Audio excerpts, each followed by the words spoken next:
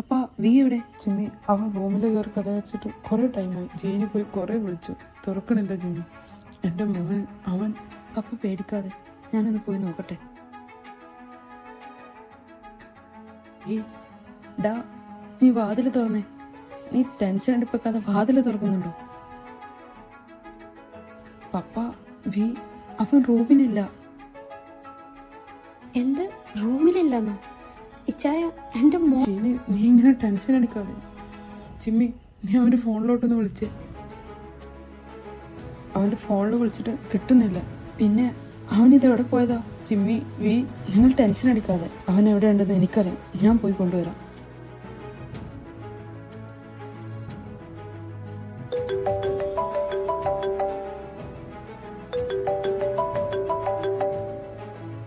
എനിക്ക് നിന്നെ ഒന്ന് കാണണം. എനിക്ക് നിന്നെയും. പക്ഷെ ഇപ്പോൾ അതിനെ പറ്റിയ ടൈമല്ല. നീ വെച്ചിട്ട് പോയിക്കേ.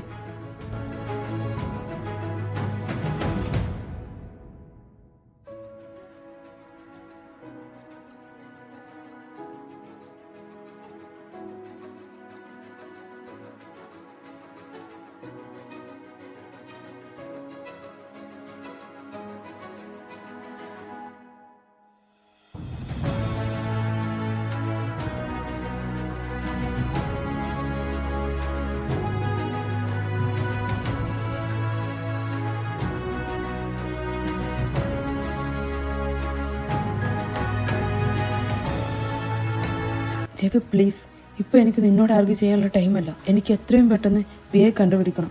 നീ ഇനിയും അവൻ്റെ പിന്നാലെ വാലാട്ടിപ്പട്ടിയെ പോലെ നടന്നോ? നീ ഇനിയെങ്കിലും സത്യമൊക്കെ അറിഞ്ഞേ പറ്റൂ. ജേക്കബ് പ്ലീസ്, നീ എൻ്റെ വിയോട് പറഞ്ഞതിനും അവനെ സങ്കടപ്പെടുത്തിയതിനും ഞാൻ ഒന്നും ചെയ്യാതെ നിൽക്കുന്നത് എൻ്റെ വിയെ ഓർത്ത് മാത്രം.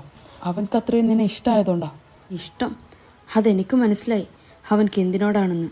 പിന്നെ നീ എനിക്ക് പറയാനുള്ളത് കേട്ടിട്ടേ ഇവിടുന്ന് പോകും. നീ മാറുന്നുണ്ടോ? നിനക്കുള്ള മറുപടി ഞാൻ ഇത് കഴിഞ്ഞിട്ട് തരാം. നിനക്കിപ്പോഴും അവരെ മനസ്സിലായില്ലേ? നിന്റെ പപ്പയും അമ്മയും നിനക്ക് നഷ്ടപ്പെടാൻ കാരണം തന്നെ നീ പറയുന്ന നിന്റെ സോൾമേറ്റിന്റെ പപ്പ തന്നെയാ. ഇപ്പോൾ അവനും നിന്നെ ഫോളോ ചെയ്തുകൊണ്ടിരിക്കുക.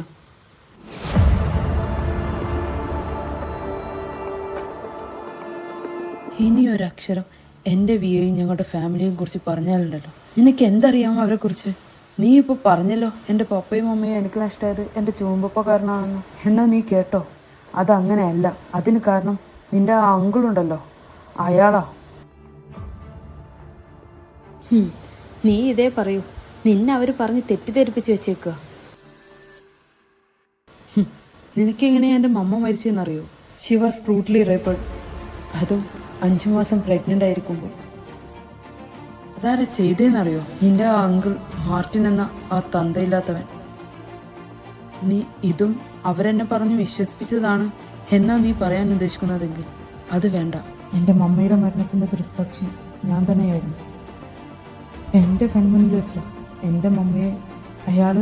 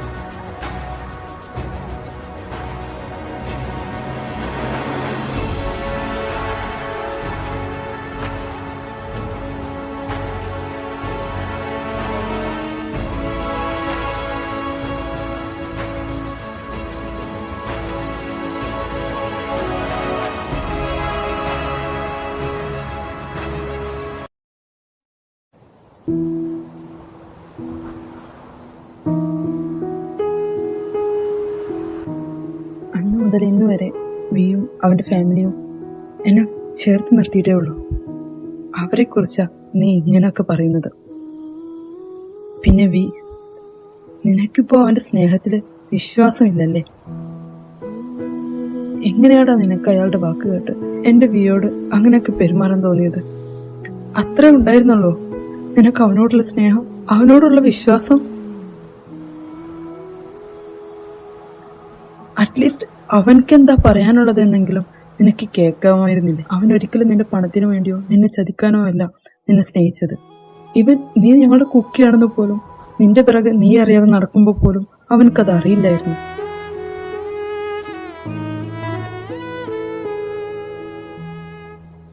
ടെൻത്തിൽ പഠിക്കുമ്പോഴാ ലഞ്ച് ബ്രേക്ക് സമയത്ത് ഗ്രൗണ്ടിലിരുന്ന് പഠിക്കുന്ന നിന്നെ ശ്രദ്ധിക്കുന്നത്. പിന്നീട് അത് പതിവായി. പിന്നീടാണ് ഞങ്ങൾക്ക് മനസ്സിലായത് നീ ഉച്ചക്ക് ഫുഡ് കഴിക്കാൻ അന്വേഷിച്ച് പറയാൻ കഴിഞ്ഞത് നീ ഒരു ഓർഫണാണെന്നും ഉച്ചക്ക് ലഞ്ച് അവർ പ്രൊവൈഡ് ചെയ്യുന്നില്ല എന്നാണ്. അങ്ങനെയാ അവൻ ജൂൺ പപ്പയോട് പറഞ്ഞ് നിന്നെ സ്കൂളിലെ മെസ്സിൽ ചേർക്കുന്നത്. ജൂൺ പപ്പയും കൂടുതലൊന്നും അന്വേഷിച്ചില്ല. Because you all know he's an angel, a pure soul. മറ്റുള്ളവരുടെ സങ്കടങ്ങൾ അവൻ്റെ സങ്കടങ്ങളായിട്ടേ അവൻ കാണാറുള്ളൂ. പിന്നീട് അങ്ങോട്ട് നിന്നെക്കുറിച്ച് അവൻ കൂടുതൽ അന്വേഷിക്കാൻ തുടങ്ങി. ആദ്യം ഞാൻ കരുതി ഒരു സഹതാപത്തിന്റെ പേരിലുള്ള ഒരു ക്യൂരിയോസിറ്റി മാത്രമാണ്. പക്ഷേ അത് അങ്ങനെയല്ലാന്ന് പിന്നീട് എനിക്ക് മനസ്സിലായി. He's in love with you. ഒരു ആൺകുട്ടിയും മറ്റൊരാൺകുട്ടിയെ സ്നേഹിക്കുക എന്നുള്ളതും അതിന്റെ സീരിയസ്നെസ്സും എത്രത്തോളം ആണെന്ന് ഞങ്ങൾക്ക് രണ്ടുപേർക്കും അറിയില്ലായിരുന്നു. അന്ന് അവൻ എന്നോട് ഒന്നേ ചോദിച്ചുള്ളൂ, എന്തു വന്നാലും അവന്റെ കൂടെ ഞാൻ ഉണ്ടാകുമെന്ന്. അവൻ എന്ത് തീരുമാനം എടുത്താലും ഞാൻ എന്നും അവന്റെ കൂടെ നിന്നിട്ടേ ഉള്ളൂ. സോ ആ കാര്യത്തിലും ഞാൻ അവന്റെ കൂടെ തന്നെ നിന്നു. +2 കഴിഞ്ഞ് ഞങ്ങൾ നാട്ടിലോട്ട് തന്നെ ഷിഫ്റ്റ് ചെയ്യാൻ നേരമോ 12th കഴിഞ്ഞാൽ നിനക്കും ആ ഓർഫണേജിൽ നിന്ന് ഇറങ്ങേണ്ടി വരുമെന്ന്, പിന്നീട് ഒറ്റയ്ക്ക് ജോലിയെടുത്ത് ജീവിക്കേണ്ടി വരുമെന്ന് ഒരു സിസ്റ്റർ പറഞ്ഞ് ഞങ്ങൾ അറിയുന്നത്. ജൂൺ പപ്പയെ കൺവിൻസ് ചെയ്ത് നിന്റെ സ്പോൺസർഷിപ്പ് ഏറ്റെടുക്കാനും ഞങ്ങളുടെ കൂടെ നാട്ടിലേക്ക് കൊണ്ടുവരാനും നീ തീരുമാനിച്ചു. പക്ഷേ അത് റിസ്ക് ആയതുകൊണ്ട് തന്നെ പപ്പയും അമ്മയും അതിന് സമ്മതിച്ചില്ല. എന്നാൽ നിന്റെ ഫുൾ ചെലവെടുത്ത് നീ പഠിക്കുന്നിടത്ത് തന്നെ നിന്നെ പഠിപ്പിക്കാമെന്ന് അവർ തീർത്തു പറഞ്ഞു. പക്ഷേ നിന്നെ അവിടെ ഒറ്റക്കാക്കി പോകാൻ വീ തയ്യാറായില്ല. അതുകൊണ്ട് രണ്ടും കൽപ്പിച്ച് വീക്ക് നിന്നോടുള്ള ഇഷ്ടം അവൻ ജൂൺ പപ്പയോടും അമ്മയോടും തുറന്നു പറഞ്ഞത്.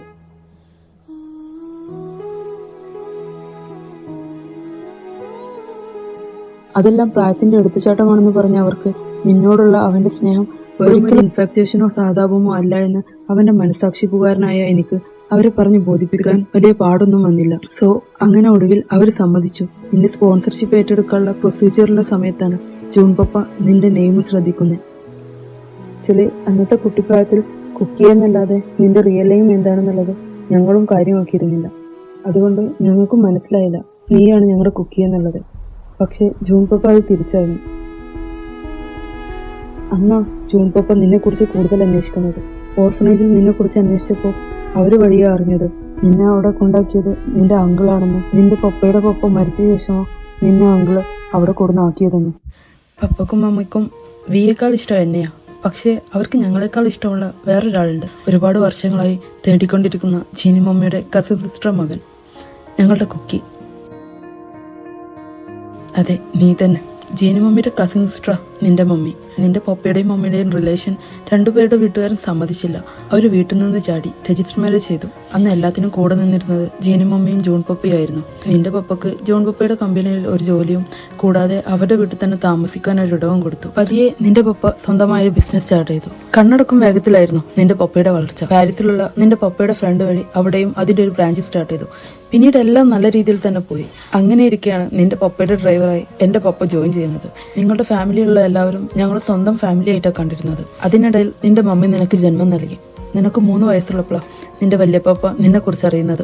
സോ അവര് നിന്റെ പപ്പയോടുള്ള ദേഷ്യമെല്ലാം മറന്ന് നിങ്ങളെ കാണാൻ വന്നു. ഒരുപാട് തവണ നിന്റെ വല്യപ്പ നിർബന്ധിച്ചെങ്കിലും അവരുടെ കൂടെ അവരുടെ വീട്ടിലോട്ട് പോകാൻ നിന്റെ പാരൻസ് സമ്മതിച്ചില്ല. കാരണം ഞങ്ങളെ ഒന്നും വിട്ടുപോകാൻ നിന്റെ പാരൻസിന് പറ്റില്ലായിരുന്നു. പക്ഷെ അന്ന് നിന്റെ പപ്പക്ക് അവകാശപ്പെട്ട സ്വത്ത്, അതുകൂടാതെ വല്യപ്പാപ്പന്റെ സ്വത്തിന്റെ പകുതിയും അവർ നിന്റെ പേരിൽ എഴുതി വെച്ചു. താല്പര്യമില്ലെങ്കിൽ കൂടി വല്യപ്പാപ്പയുടെ സന്തോഷത്തിന് വേണ്ടി നിന്റെ പാരൻസ് അതിന് സമ്മതിച്ചു. പിന്നീട് കുറച്ച് മാസങ്ങൾക്ക് ശേഷം നിന്റെ വല്യപ്പാപ്പക്ക് ഹെൽത്ത് ഇഷ്യൂസ് കാരണം ഹോസ്പിറ്റലായി. അവർക്ക് നിന്നെയും നിന്റെ പാരൻസിനെയും കാണാമെന്നും പറഞ്ഞ് നിന്റെ അങ്കിളുടെ ഒരു കോള് വന്നു. അന്ന് തന്നെ അവർ നിന്നെയും കൂട്ടി നാട്ടിലേക്ക് വിട്ടു, കൂടെ എൻ്റെ പപ്പയും. പക്ഷെ പാതി വഴിയിൽ വെച്ച് ഒരു ആക്സിഡന്റിൽ അന്ന് നിനക്ക് സാരമായ പരിക്കുകളെ ഉണ്ടായിരുന്നുള്ളൂ. കാരണം നിന്നെ നിന്റെ അമ്മ സേഫ് ആക്കിയിരുന്നു. പക്ഷെ നിന്റെ പാരൻസ്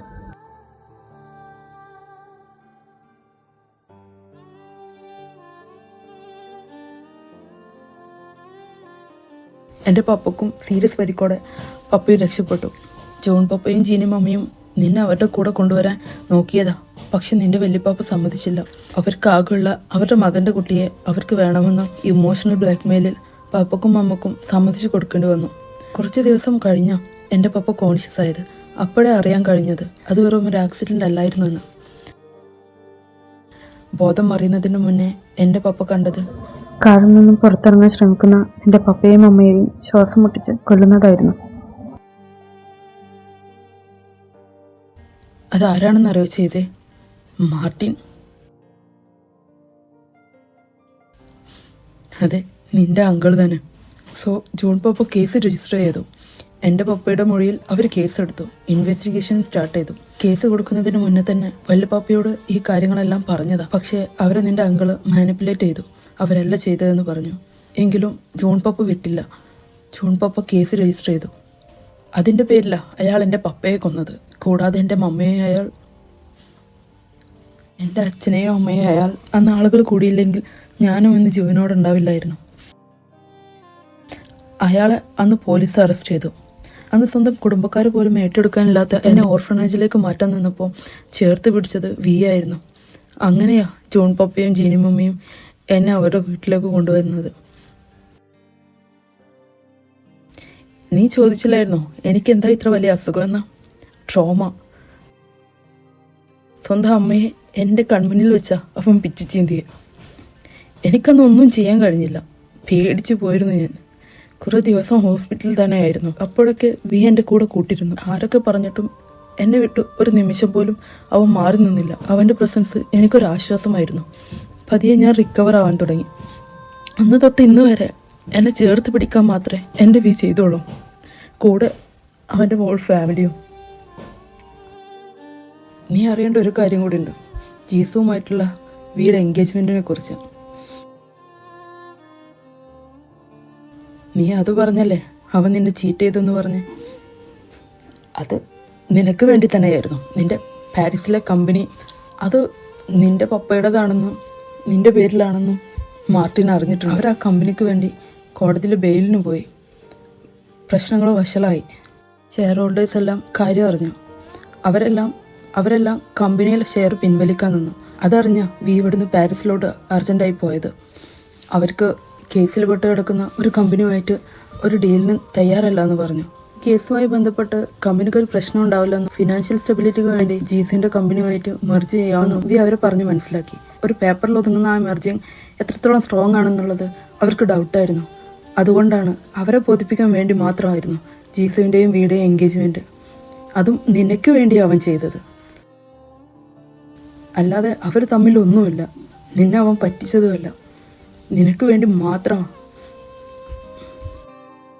ജോൺ പപ്പ വഴിയോ പാരീസിലുള്ള നിന്റെ പപ്പയുടെ കമ്പനി നഷ്ടത്തിലാണ് ഓടിക്കൊണ്ടിരിക്കുന്നത് അറിയാൻ കഴിഞ്ഞത്. നിന്റെ പപ്പക്കും അമ്മക്കും വേണ്ടി അവർക്ക് ആകെ ചെയ്യാൻ പറ്റിയത് ആ കമ്പനി നോക്കി നടത്തുക എന്നുള്ളത് മാത്രമായിരുന്നു. പക്ഷേ അത് നഷ്ടത്തിലാണ് ഓടിക്കൊണ്ടിരിക്കുന്നത് അറിഞ്ഞുകൊണ്ടാണ് വി അത് ഏറ്റെടുക്കാൻ തീരുമാനിച്ചത്. അങ്ങനെയാ അവൻ ഹയർ സ്റ്റഡീസിന് വേണ്ടിയിട്ട് പാരീസിലോട്ട് പോയത്. സ്റ്റഡീസിൻ്റെ കൂട്ടത്തിൽ നിന്റെ കമ്പനിയും അവൻ ഏറ്റെടുത്തു.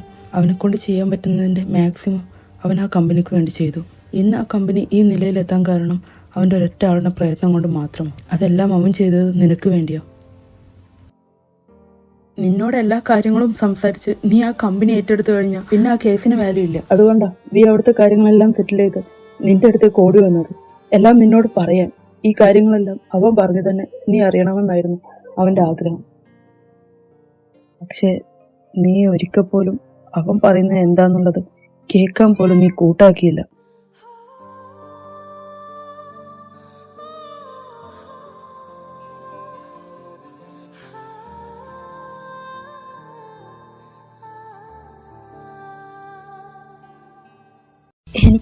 എനിക്കിതൊന്നും അറിയില്ലായിരുന്നു. ശരിയാ, നിനക്കിതൊന്നും അറിയില്ലായിരുന്നു. നീ അയാൾ പറയുന്ന കേട്ട് റിയാക്ട് ചെയ്താലും ഞാൻ തെറ്റ് പറയുന്നില്ല. പക്ഷെ അറ്റ്ലീസ്റ്റ് നിനക്ക് നീ പറയുന്നത് കൂടെ ഒന്ന് കേട്ടൂടായിരുന്നു. കുറച്ചു ദിവസം നീയും അവനെ സ്നേഹിച്ചതല്ലായിരുന്നു?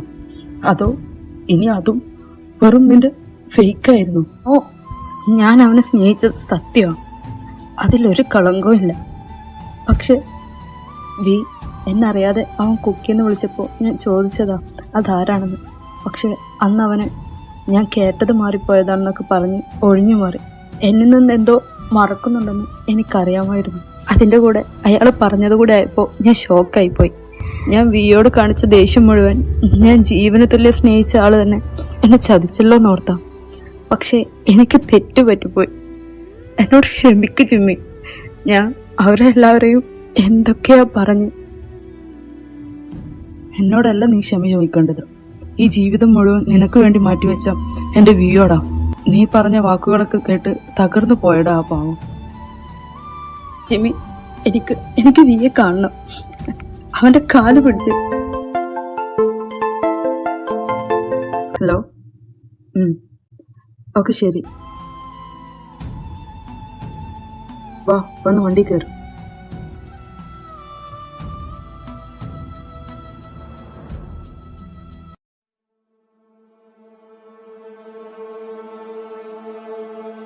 നീ It's a fire, it's a fire. ഗാർഡ്സിനെ വിളിച്ചു പോകണ്ട. അവരാരും വരത്തില്ല. ബിക്കോസ് അങ്ങനെ ആരും തന്നെ വരില്ല. ഇവിടെ ഇപ്പോൾ ഉള്ളത് ഞാനും നിങ്ങളും മാത്രമേ ഉള്ളൂ. എന്തു പറ്റി? പേടി തോന്നുന്നുണ്ടോ? പേടിയോ? എനിക്ക് അതും നിന്നെ പോലെ ഒരു തീരെ ചെറുക്കനോ. നീ വന്നത് എനിക്ക് സൗകര്യമായി. കാരണം നിന്നെ വെച്ച് എനിക്ക് വില പേശാതെ. നീ ആ പാരീസിലെ പ്രശ്നം നൈസായിട്ടൊന്ന് ഒതുക്കിയല്ലേ. ഞാൻ ചെങ്കുപ്പിനോട് പറഞ്ഞതാ നിങ്ങളുടെ കുടുംബത്തോടെ പിഴുതുമാറ്റം. എന്നാ ആ കേസ് അവന്റെ തലയിൽ വെച്ച് അവനെ കൂടെ അങ്ങോട്ട് അയച്ചാ പിന്നെ അതെല്ലാം എനിക്കുള്ളതല്ലേ. പക്ഷെ അവൻക്കപ്പോ അത് പറ്റിയില്ല. അവന് നിന്നെയും നിന്റെ വീട്ടുകാരെയും ഒന്നും ചെയ്യണ്ട പോലെ. അവൻ ആരെയും വേദനിപ്പിച്ചുകൊണ്ട് ഒന്നും നേടണ്ടാണ്. അതിലെനിക്ക് വലിയ അതിശയമില്ല. കാരണം പണത്തിന് വേണ്ടി കൂടപ്പിറപ്പെന്ന് പോലും നോക്കാതെ കൊന്നു തള്ളുകയും പ്രഗ്നന്റ് ആയ ഒരു പാവം സ്ത്രീയെ അവന്റെ മകന്റെ മുന്നിലിട്ട് പിച്ചു ചീന്തിയ റെഡി ബാസ്റ്റർ മാർട്ടിനല്ല അവന്റെ തന്ത.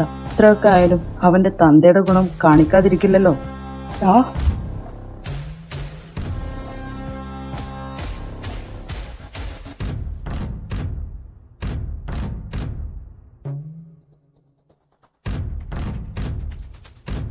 ഞാൻ ഇത്രയും കഷ്ടപ്പെട്ട് തന്നെ തപ്പി വന്നിട്ടുണ്ടെങ്കിൽ അത് വെറുതെ അല്ല. ഞാൻ എന്റെ ചിമ്മിക്ക് ഒരു വാക്ക് കൊടുത്തിരുന്നു. നിന്നെ എന്നേലും എന്റെ കൈ കിട്ടിയ പിന്നീട് അത് നിന്റെ ഈ ലോകത്തെ അവസാനത്തെ ദിവസമായിരിക്കും. ഇനിയും നിന്നെ നിയമത്തിന് മുന്നിൽ വിട്ടുകൊടുക്കില്ലാന്ന്. ഓ, അപ്പം മോൻ എന്നെ അങ്ങ് ഉണ്ടാക്കാൻ വന്നതാണല്ലേ.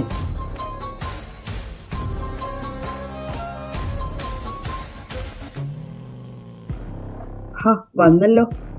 ചതിയാ? നീ എന്നെയും എന്റെ പാരന്റ്സിനെയും ചതിക്കുമായിരുന്നല്ലേ? ആരായി പറയുന്നേ? അല്ല വി, നീ ഇപ്പൊ പറഞ്ഞല്ലോ ഇവന്റെ തന്തയെ പോലെയാണ് ഇവനെന്നൊക്കെ. പക്ഷെ എനിക്ക് തോന്നില്ല അങ്ങനെ ആയിരുന്നേ ആരേലും എന്തേലൊക്കെ പറയുമ്പോ ഇത്രയും നാൾ സ്നേഹിച്ചവരെയും അന്നം തന്നവരെയും ഇവൻ തള്ളി പറയില്ലായിരുന്നല്ലോ. നീ നോക്കി ദഹിപ്പിക്കൊന്നും വേണ്ട. നിന്നെ ഇനി ആര് വിശ്വസിക്കാനാ? ഇനി നിന്നെ ഇവർ സ്നേഹിക്കുമെന്ന് നിനക്ക് തോന്നുന്നുണ്ടോ? എന്റെ വാക്കും കേട്ട് നീ നിന്റെ ബോയ് ഫ്രണ്ടിനെ പോലും തള്ളി പറഞ്ഞു. അവൻ നിന്നെ ഇനി വിശ്വസിക്കുമെന്ന് തോന്നുന്നുണ്ടോ? നിന്നെ സ്വീകരിക്കോ?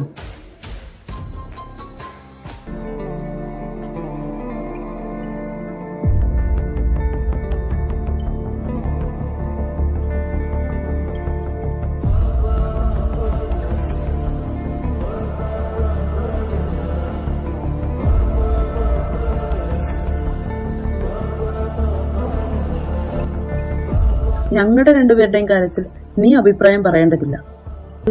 അത് ഞാനും എന്റെ ബോയ് ഫ്രണ്ടും തമ്മിലുള്ള കാര്യമാണ്. പിന്നെ അവൻ എന്നെ ഇഷ്ടമാണെന്ന് പറയുന്നതിന് മുന്നേ തന്നെ എന്റെ ചെക്കനായി ഈ നെഞ്ചിൽ കൊണ്ട് നടക്കുന്നതാ. അതെന്റെ മരണം വരെ അങ്ങനെ തന്നെ ആയിരിക്കും.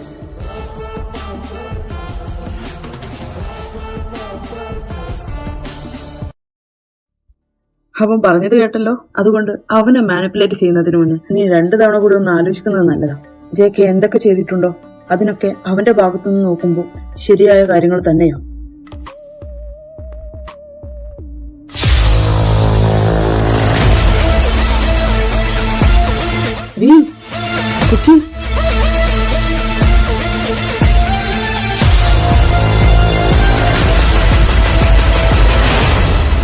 കുക്കി അറിയോ ഓക്കെ? I M okay. വാ നമുക്ക് വീട്ടിൽ പോവാം.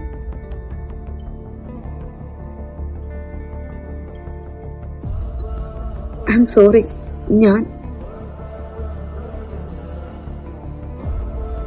എല്ലാം നമുക്ക് വീട്ടിൽ പോയി സംസാരിക്കാം.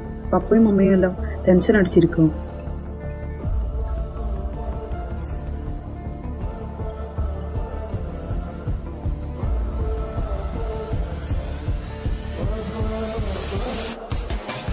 ഈ കേസ് നീ ഹാൻഡിൽ ചെയ്യില്ലേ?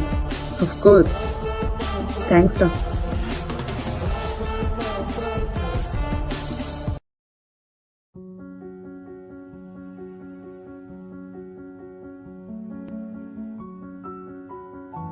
മോനെ നിനക്കൊന്നും പറ്റിയില്ലല്ലോ? ഇല്ല മമ്മി, ഒന്നും പറ്റിയില്ല. കുക്കി അവൻ മമ്മി ടെൻഷൻ അടിക്കണ്ട. അവനിതെ ഞങ്ങളുടെ കൂടെ ഉണ്ട്. കുക്കി മോനെ എല്ലാം മോനോട് പറയാത്തതിൽ മമ്മിയോട് ക്ഷമിക്കും മോനെ നീ. അല്ല മമ്മി, ഞാനാ ക്ഷമ ചോദിക്കേണ്ടത്. ഒന്നും അറിയില്ലായിരുന്നു എനിക്ക്. ഒന്നും അറിയാതെ ഞാൻ നിങ്ങളൊക്കെ തെറ്റിദ്ധരിച്ചു. ക്ഷമ ചോദിക്കാൻ പോലും എനിക്ക് അറിയതയില്ല. ഇല്ല കുക്കി, നീ ക്ഷമ ചോദിക്കാൻ മാത്രം ഒന്നും ചെയ്തിട്ടില്ല. നിനക്കൊന്നും അറിയില്ലായിരുന്നല്ലോ. സാരമില്ല, നിന്റെ സ്ഥാനത്ത് ഞാനാണല്ലോ ചിലപ്പോൾ അങ്ങനെ ചിന്തിച്ചു പോകും. Past is past. എനിക്ക് നിന്നോട് ഒരു റിക്വസ്റ്റേ ഉള്ളൂ. ഞങ്ങൾക്ക് വിയും ജിമ്മിയും യോഗ്യം എങ്ങനെയാണോ അതുപോലെ തന്നെയാണ് നീയും. ഞങ്ങളുടെ മകനാ നീ. ഞങ്ങളെയും മോന്റെ സ്വന്തം പാരൻസായി കാണണം. പപ്പ, ഐ എം സോറി. നിങ്ങളൊക്കെ എന്നെ ഒരുപാട് സ്നേഹിക്കുന്നുണ്ട്. പക്ഷെ ഞാൻ അയാളെ വാക്ക് കേട്ട് നിങ്ങളൊക്കെ ഒരുപാട് തെറ്റിദ്ധരിച്ചു.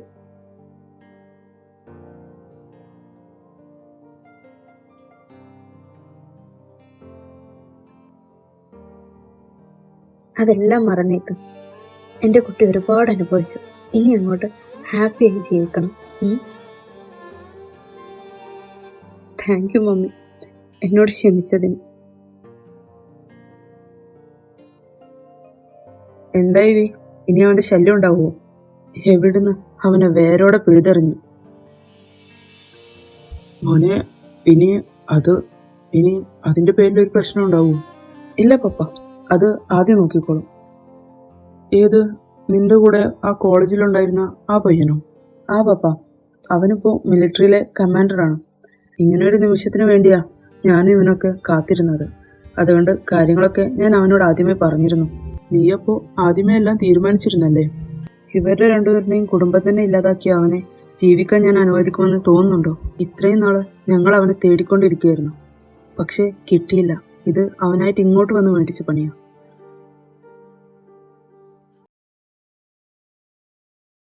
മതി, ഇനി അതിനെ കുറിച്ചൊരു സംസാരം വേണ്ട. എല്ലാം ഒന്ന് കലങ്ങി തെളിഞ്ഞല്ലോ. എല്ലാവരും പോയി ഒന്ന് ഫ്രഷ് ആയി വന്ന് ഞാൻ പോയി ഫുഡ് എടുത്ത് വെക്കാം. എനിക്കറിയാം ഇത്രയും നേരമായിട്ടും ആരും ഒന്നും കഴിച്ചിട്ടുണ്ടാവില്ലെന്ന്.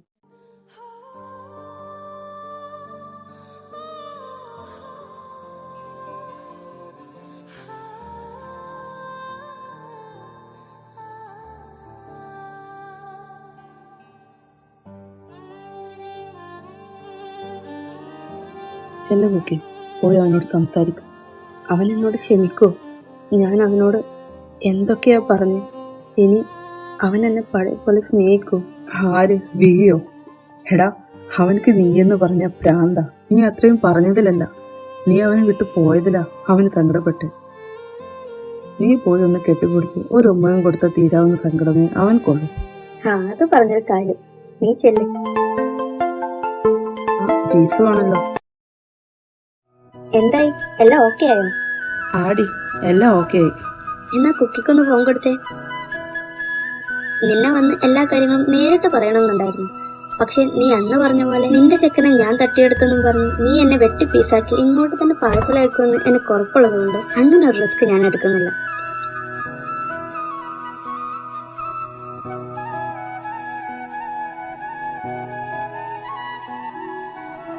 എന്തായാലും നിന്റെ ചെക്കനെ ആരും തട്ടിയെടുത്തിട്ടില്ല.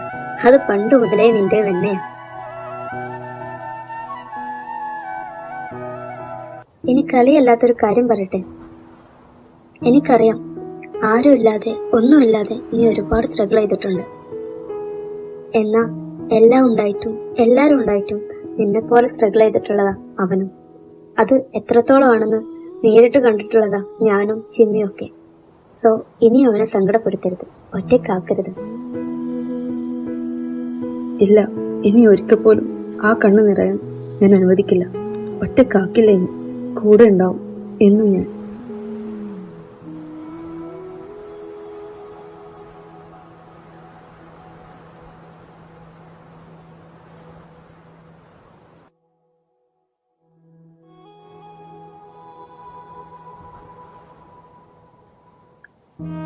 സോറി വി, എന്നോട് ക്ഷമിക്ക്. ഞാൻ ഇനി ഒരിക്കലും ഇങ്ങനെ ഒന്നും ചെയ്യില്ല. ഞാൻ അയാൾ പറഞ്ഞത് കേട്ട് എന്തൊക്കെയാ നിന്നോട് പറഞ്ഞു. ഞാൻ എന്ത് വേണേലും ചെയ്യാം. പ്ലീസ് എന്നെ ഇങ്ങനെ അവോയ്ഡ് ചെയ്യല്ലേ. എന്ത് പണിഷ്മെന്റ് വേണേലും നീ തന്നു, ഞാൻ എന്ത് വേണേലും ചെയ്യാം. അന്ന് നീ പറഞ്ഞത് ഞാൻ കേൾക്കാൻ കൂട്ടാക്കിയിരുന്നു. ഞാൻ നിങ്ങളെ ഒന്നും തെറ്റിദ്ധരിക്കില്ലായിരുന്നു, ഇങ്ങനെ ഒന്നും സംഭവിക്കില്ലായിരുന്നു.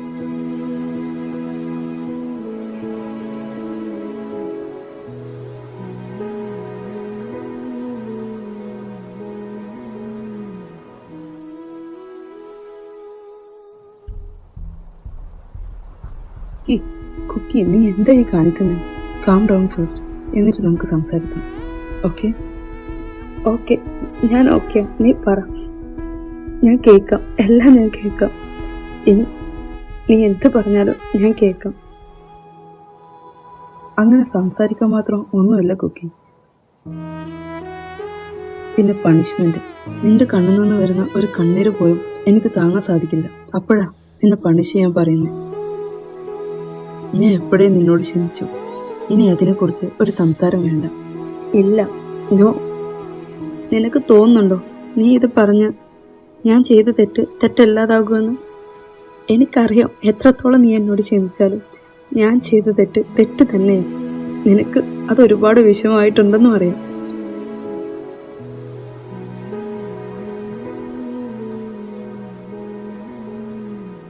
എനിക്ക് എങ്ങനെയാ എന്നെ ഇത്രമാത്രം സ്നേഹിക്കാൻ കഴിയുന്നത്? അറ്റ്ലീസ്റ്റ് എന്നെ ഒന്ന് വഴക്ക് പറയെങ്കിലും ചെയ്തോട്, അല്ലെങ്കിൽ ഒന്ന് തല്ലിക്കോ. ഞാൻ ആ ഭാസ്റ്ററിന്റെ വാക്കും കേട്ട് എന്തൊക്കെയാ നിന്നെ പറഞ്ഞു. ഞാൻ നിന്നെ ഒരുപാട് വേദനിപ്പിച്ചു. എന്നിട്ടും നീ എന്നെ കുറിച്ച് മാത്രമേ ചിന്തിച്ചുള്ളൂ. കുറ്റബോധം കൊണ്ട് ഞാൻ മരിച്ചു പോകും. I can live with this pain. We don't do this to me. നിന്റെ സ്നേഹം ഞാൻ അതറിയിക്കുന്നില്ല.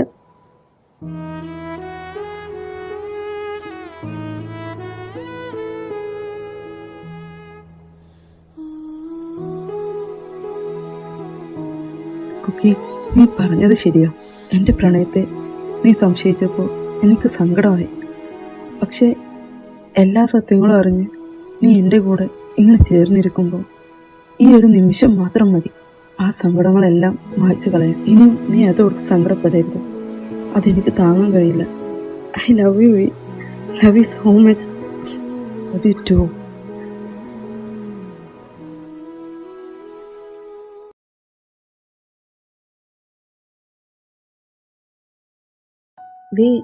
ഈ ഫോട്ടോസൊക്കെ ഇതിൽ കുറച്ചൊക്കെ നീ അറിയാതെ ഞാൻ തന്നെ ക്യാപ്ചർ ചെയ്തതാണ്. ചിലതൊക്കെ ചിമ്മി വഴി, ചിലതൊക്കെ പപ്പയും. ഓ, അപ്പൊ ഇത് കാരണമാണല്ലേ എന്നാണ് നിന്റെ റൂമിൽ കയറ്റാതിരുന്നേ?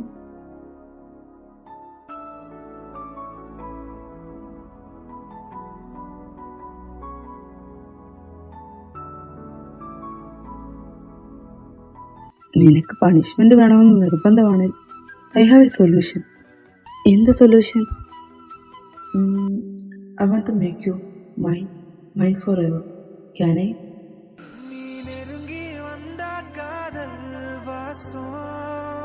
Yes, I'm yours forever, and I want to feel you too.